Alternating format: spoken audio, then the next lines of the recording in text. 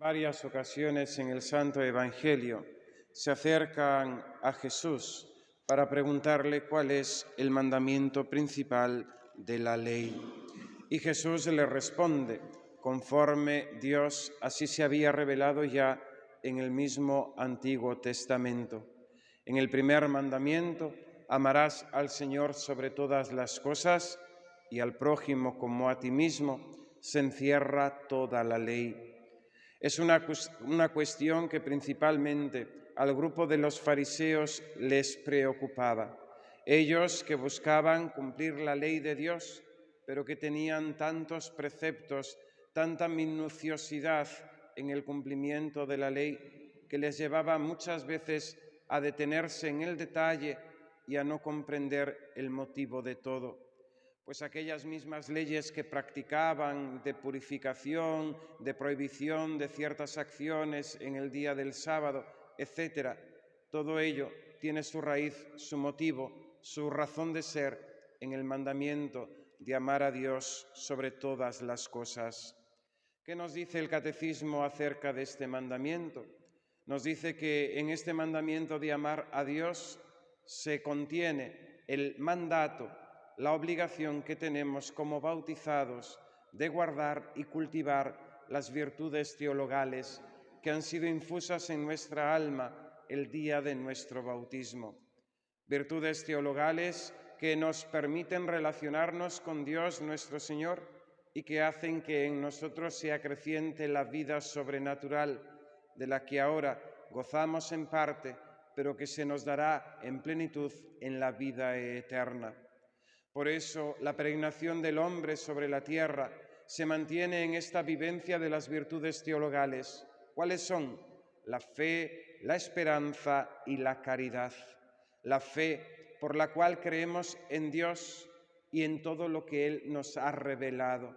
Este Dios que no ha querido que lo buscásemos en el vacío, este Dios que no ha querido que nosotros por nuestra propia iniciativa anduviésemos medio a tumbos, medio perdidos buscándole, sino que este Dios que ha querido en su benevolencia revelarse y darse a conocer.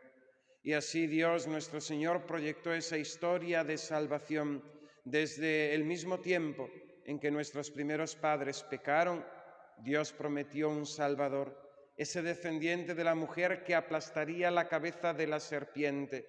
Y desde ahí, Dios nuestro Señor, a través de los patriarcas, de los profetas, de los diferentes momentos de la historia del pueblo de Israel, va dándose a conocer poco a poco de forma pedagógica para que su pueblo, abandonando la idolatría, le amase sobre todas las cosas. La fe implica, por tanto, creer en todo aquello que Dios nos ha revelado y que la Iglesia nos enseña como verdades de fe.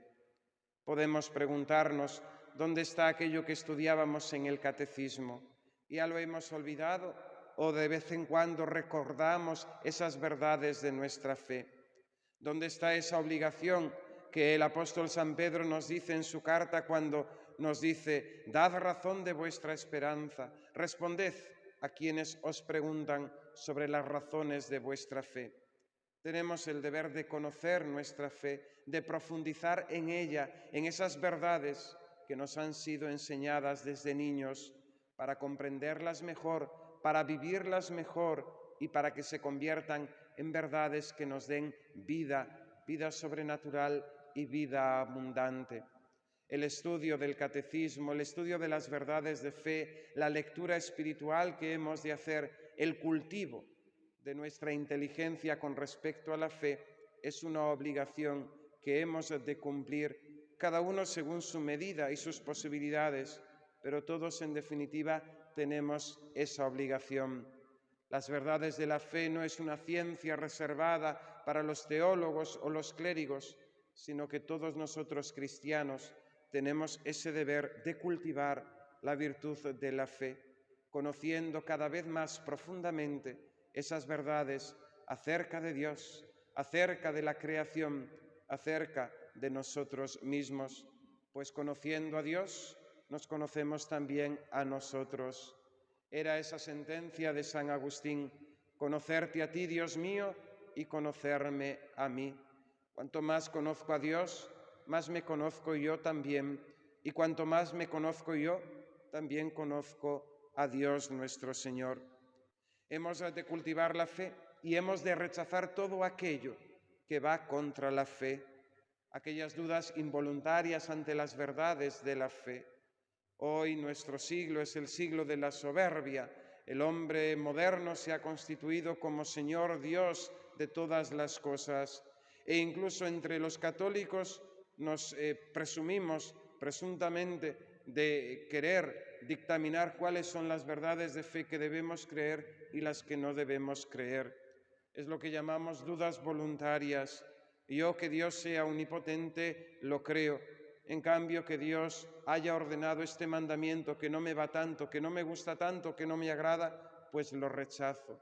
No, hemos de creer todo y hemos de recibir todo como Dios lo ha revelado, por la misma autoridad de Dios, como estudiábamos en el catecismo de pequeños, por la misma autoridad de Dios, que ni se engaña ni puede engañarnos. Hemos de rechazar la incredulidad. El fenómeno del ateísmo es grandísimo en la sociedad de hoy. El hombre, olvidando al Dios verdadero, se ha vuelto hacia las criaturas, pero olvidando que el hombre es religioso y entonces ha convertido a las criaturas en dioses. Se ha dado a la idolatría, porque el hombre no puede vivir sin religión, no puede vivir sin Dios, porque en lo más íntimo de nosotros mismos está esa dependencia y esa necesidad de Dios nuestro Señor. Hemos de combatir y hemos de rechazar la incredulidad, haciendo verdaderamente actos de fe y haciendo apostolado, predicando el Evangelio. En el Evangelio Jesús nos dice que aquel hombre que encuentra una perla preciosa lo vende todo, que aquella mujer que encuentra la moneda perdida va y lo comunica a sus amigas cuando la encuentra.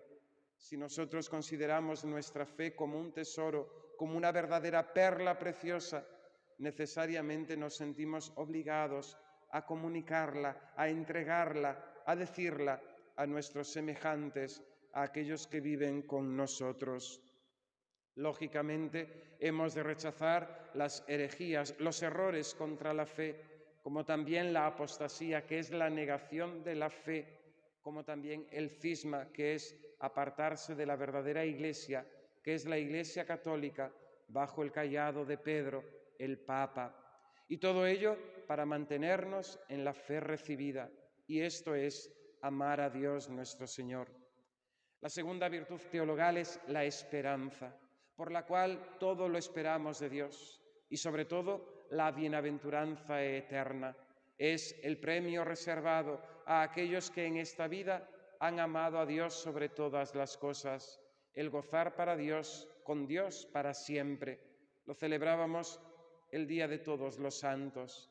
Es la fiesta en la que veneramos a los bienaventurados, pero es también nuestra fiesta, porque ahí también en potencia estamos cada uno de nosotros, llamados a gozar un día de la bienaventuranza eterna, del gozo de Dios, de la felicidad sin fin. Esperar en Dios y esperarlo todo, incluso las cosas más pequeñas que nos llevan a una confianza total en Él.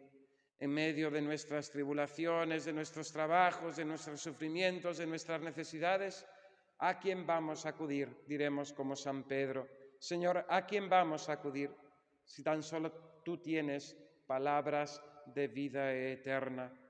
Contra la virtud de la esperanza está la desesperación, el rechazar a Dios y rechazar su ayuda, el no confiar en que Dios puede sacarnos del mal, ayudarnos y llevarnos a la eternidad. Y junto con la desesperación está, fruto de la soberbia, la presunción, pensar que no necesitamos nada de Dios. Y esta es una actitud muy habitual en nuestros días. La sociedad del bienestar, el progreso técnico y económico nos ha llevado a creernos casi invencibles, que lo podemos todo, que todo está a nuestra mano, que todo se puede comprar. Pero cuando viene un golpe en la vida, cuando viene una enfermedad, cuando hay problemas que no tienen solución con el dinero, ¿a quién vamos a acudir? a Dios nuestro Señor. La oración es la mejor expresión de esa esperanza, pues como mendigos acudimos ante este Dios bueno y generoso, dadivoso, que está deseando que le pidamos para darnos más de lo que nosotros mismos le expresamos. Y en tercer lugar está la virtud de la caridad, el amor sobrenatural a Dios nuestro Señor. San Francisco, en una de sus canciones, de sus poesías, llama a Dios el sumo y todo bien. En Dios está la felicidad y por eso hemos de amarlo a Él sobre todas las cosas, por ser Él quien es la misma bondad infinita. El amor a Dios nos lleva incluso a amarlo sobre nuestra propia vida. Es el testimonio de los mártires que no temieron, que no reservaron su propia vida y entregaron su sangre en testimonio de la fe y del amor a Jesucristo.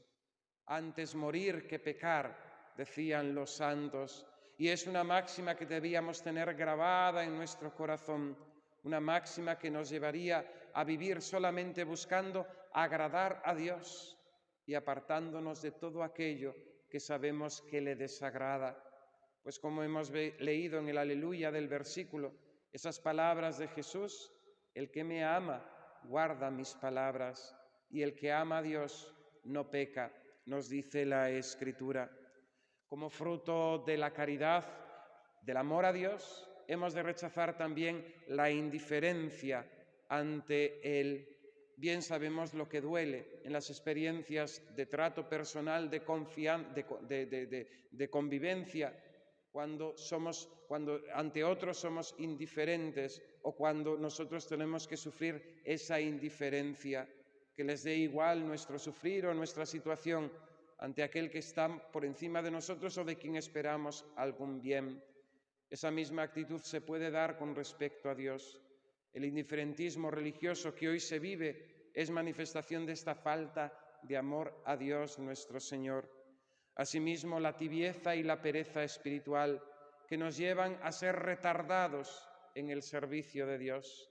Qué poco nos pide Dios y qué miserables somos nosotros que jugamos tanto e intentamos incluso racanear en aquello que nos exige. Seamos generosos con Dios, pues Él siempre paga al 100 por uno e incluso un vaso de agua que damos por amor a su nombre, Él lo recompensa con la vida eterna. Finalmente, al amor de Dios, a este primero y principal mandamiento que nos puede dar la vida eterna y la bienaventuranza, se opone, nos dice el Catecismo, el odio a Dios. Es el pecado. Pecado todo él que es una aversión a Dios nuestro Señor. Es desprenderse de esa dependencia que le debemos como criaturas y como redimidos por Él. El odio a Dios, que tiene tantas expresiones y manifestaciones, pero sobre todo que en definitiva se resume en la palabra pecado.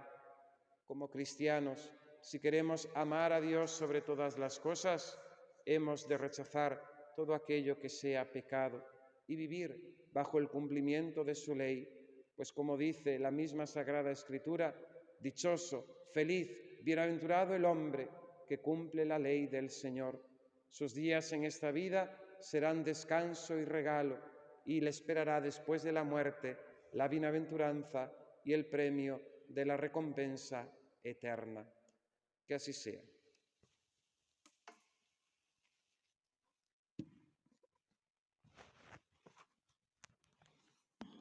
Hagamos ahora